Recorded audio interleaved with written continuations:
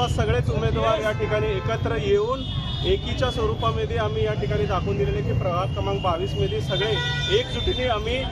लढणार आहे। काँग्रेस पक्षाने ज्यांना नेतृत्व देईल, ज्यांना तिकीट देईल त्यासोबत आम्ही खंबीरपणे या ठिकाणी थांबणार आहे आणि ताईंच्या माध्यमातून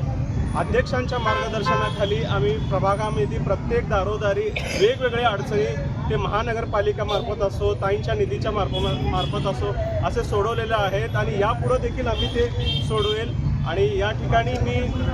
काँग्रेस पक्षाच्या ज्येष्ठ मंडळींना आणि नागरिकांना आम्ही विनंती करेल की आमच्या पाठीशी खंबीरपणे थांबा आणि काँग्रेस पक्षाने जर संधी आम्हाला दिली, ताईंनी आम्हाला जर संधी दिली, अध्यक्षांनी आम्हाला संधी दिली आणि ज्येष्ठ मंडळांनी संधी दिली तर त्या संधीचं सोनं करू आणि काँग्रेस पक्षाला मजबूत करायचं काम या ठिकाणी आम्ही प्रभाग क्रमांक 22 मध्ये सगळेजण करू एवढं या ठिकाणी ग्वाही देतो आणि तुम्हाला सर्वांची रजा घेतो। धन्यवाद।